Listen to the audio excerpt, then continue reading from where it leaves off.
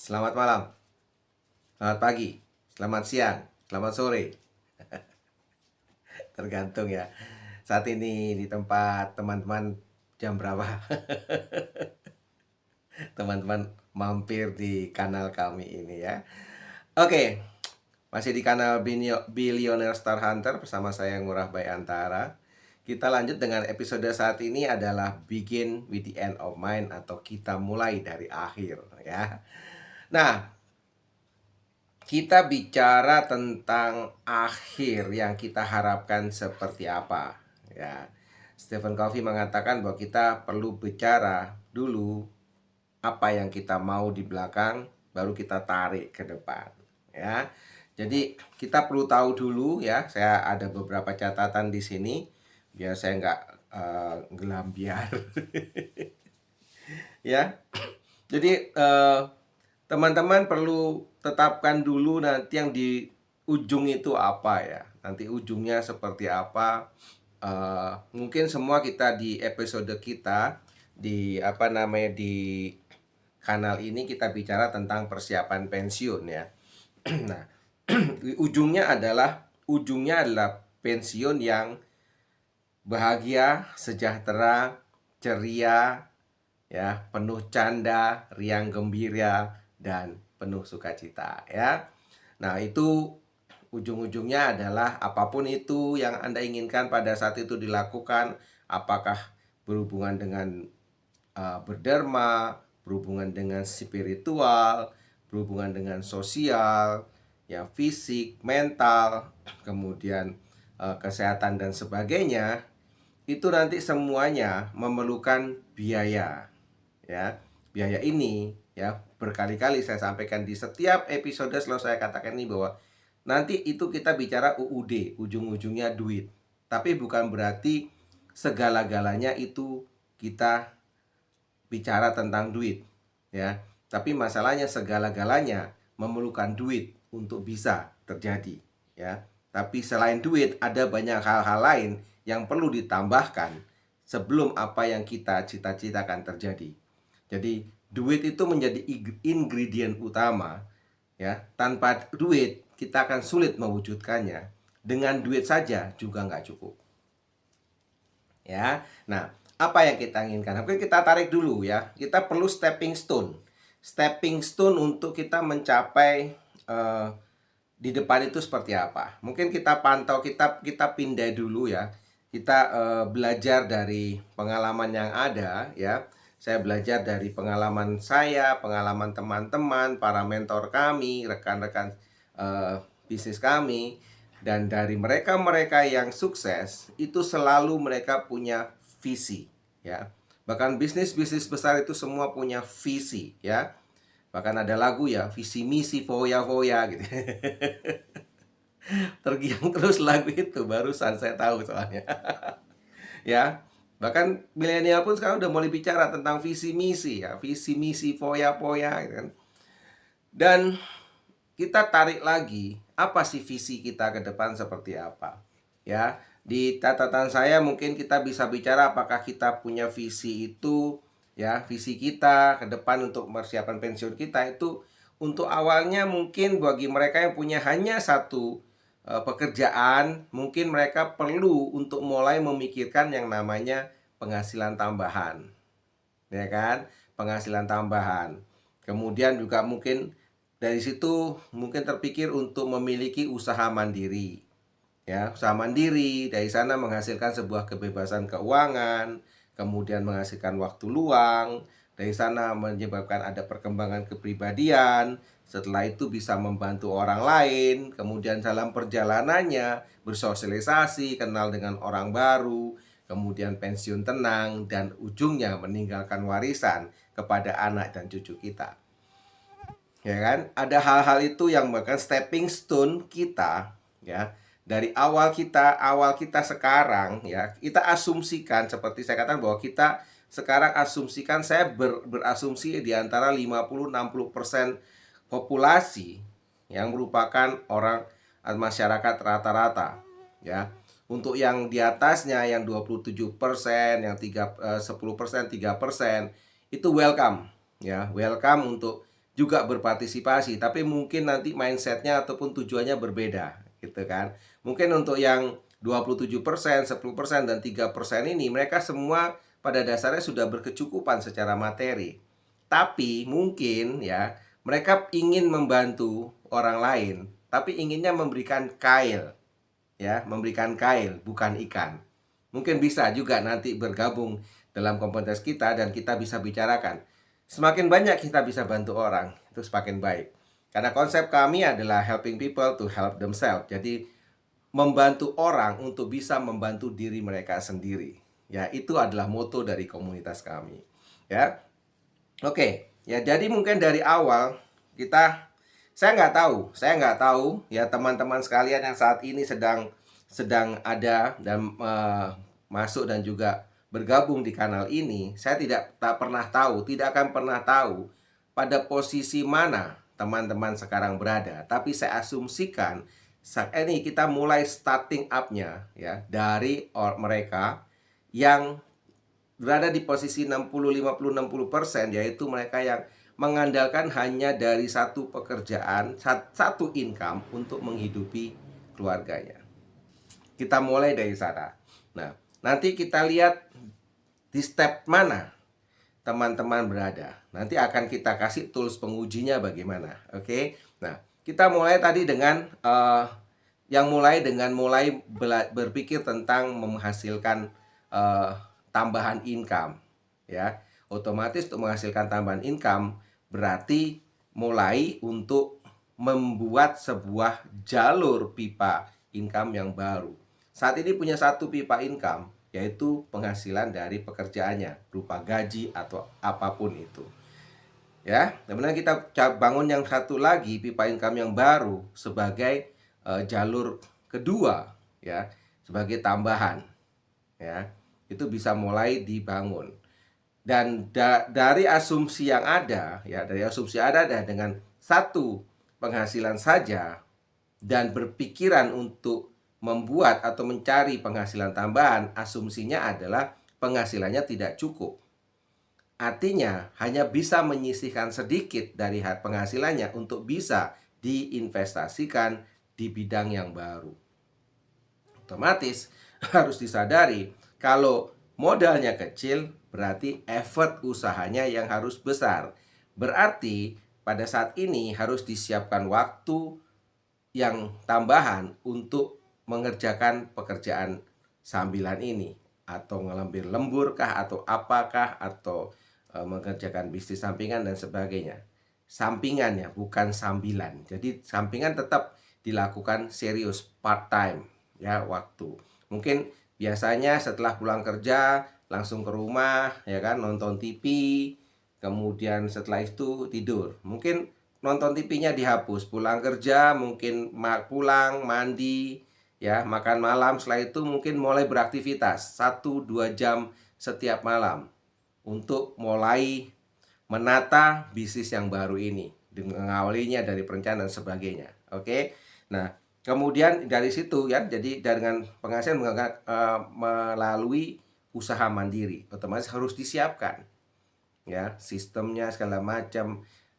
Bertanya kepada orang yang sudah melalui duluan, ya, mereka yang sudah belajar, mau mulai belajar berbisnis, ya.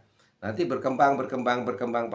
Step berikutnya, ini step kedua ya, usaha sendiri. Step ketiga, mendapatkan setelah berhasil itu memiliki yang namanya kebebasan keuangan. Uangnya sudah mulai berlimpah, kemudian mulai bertimbang-timbang antara penghasilan dari yang kedua dengan penghasilan dari yang pertama bagaimana, berimbang.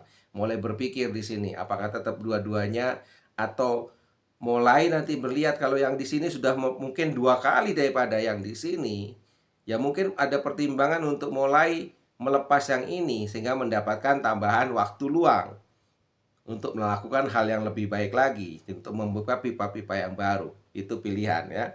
Kemudian dari berkembang, bersosialisasi, ada pengembangan kepribadian, kemudian bisa membantu orang lain, kemudian dan juga dari perjalanan kenal orang baru dan pensiun, akhirnya ujungnya pensiun dengan tenang, ya. Setelah berjalan otomatis kita ujung-ujungnya kan pasti akan kembali. Saat kembali kita meninggalkan warisan yang cukup untuk anak cucu kita, sehingga mereka nggak perlu berpikir untuk berselisih dalam pembagiannya. Kita sudah tetapkan segala macam. Jadi sudah direncanakan. Nah, untuk ke sana, untuk melihat ke sana, perlu ditanyakan pertama, saat ini prioritas dari teman-teman pada level berapa? Pada titik mana? Pada penghasilan tambahan kah? Mau coba usaha mandiri kah? Kebebasan keuangan kah? Pengembangan kepribadian kah? Atau ketemu orang baru kah? Atau sudah dalam tahap persiapan pensiun? Atau sekarang sedang dalam proses lebih mengutamakan warisan? Atau mau ke tanah suci? Atau apa? Tanyakan dulu itu. Saat ini teman-teman ada di titik mana? Karena titik teman-teman berbeda. Tetapkan itu, cari. Karena kita perlu mencari satu alasan yang menyebabkan teman-teman mau berjuang dan mau keluar dari zona nyaman untuk membangun aset, sehingga aset ini nanti akan membiayai pensiun teman-teman di masa yang akan datang. Karena tanpa adanya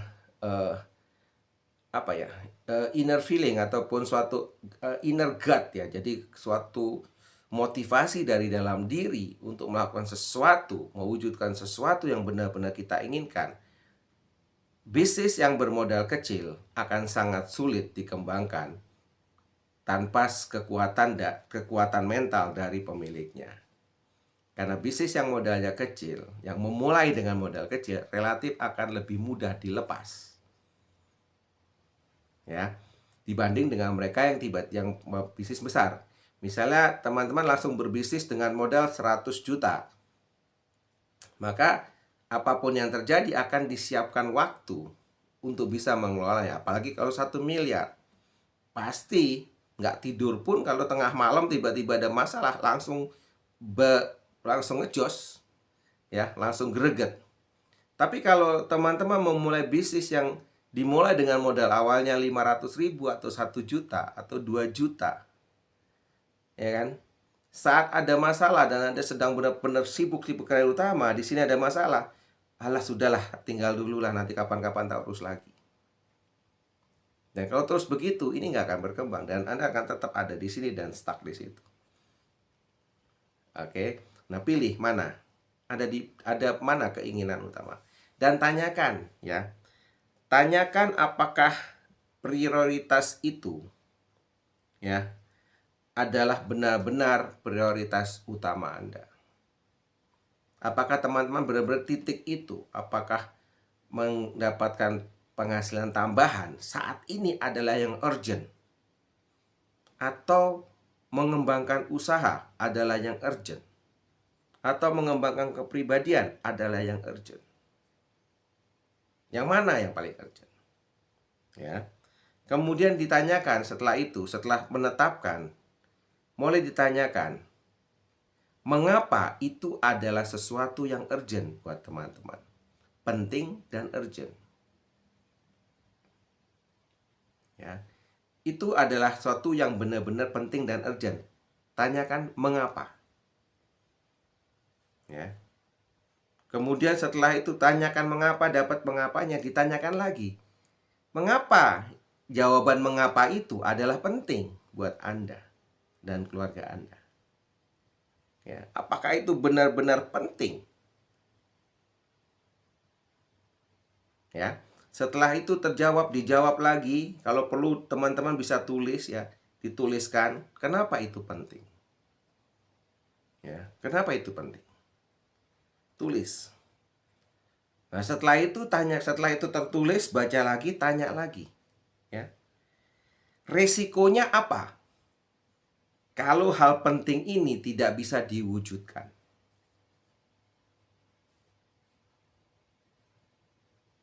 Ya. Tanyakan.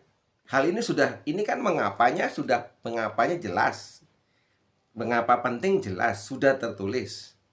Nah, seandainya penting ini dan urgent ini tidak bisa kita wujudkan, resikonya apa?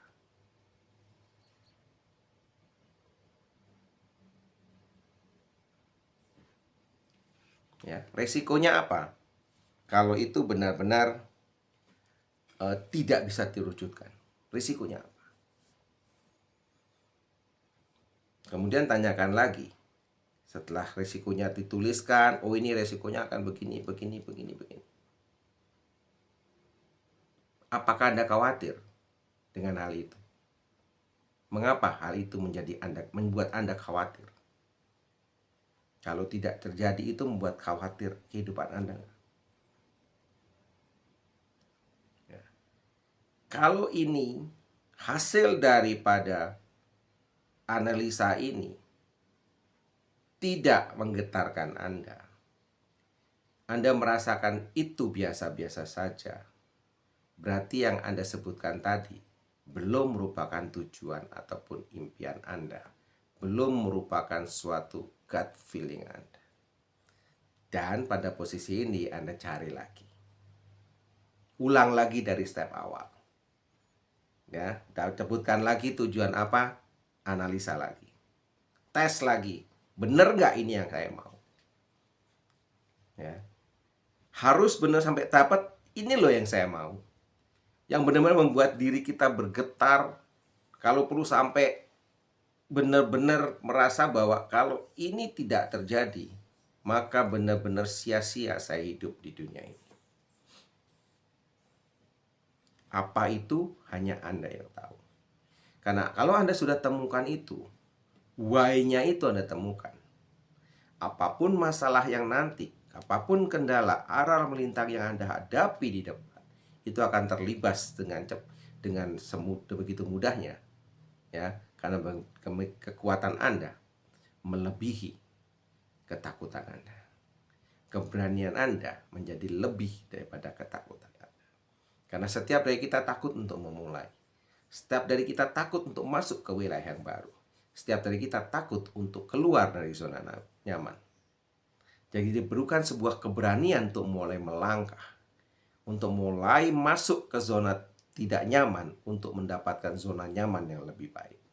Dan itu berlanjut sampai akhirnya pada titik yang benar-benar Anda mau. Tapi kita tidak akan pernah sampai ke titik yang Anda mau kalau Anda nggak tahu titik itu ada di mana. Titik itu apa? Ya, why-nya harus jelas. Kalau ini why sudah jelas, maka how-nya itu atau bagaimana cara melakukannya akan otomatis akan terbuka. Pikiran kita terbuka dan seperti jalan ini dibuka. Ya, selamat berlatih teman-teman, ya. Ingat lagi, saya ulangi lagi ringkasannya. Ya, temukan apa tujuan Anda, kemudian tes dengan apakah itu prioritas Anda yang nomor satu, benar-benar nomor satu. Mengapa itu yang Anda sebut sebagai nomor satu? Tanyakan lagi apakah itu benar-benar penting. Kemudian tanyakan lagi apa resikonya kalau itu tidak bisa diwujudkan. Dan terakhir, mengapa itu menjadi Anda khawatir kalau tidak bisa diwujudkan. Tes semua itu sampai Anda dapatkan sesuatu yang benar-benar membuat Anda dan Anda akan bergerak dan Anda benar-benar akan sukses. Semuanya keputusan ada di tangan teman-teman. Selamat malam, tetap semangat, salam.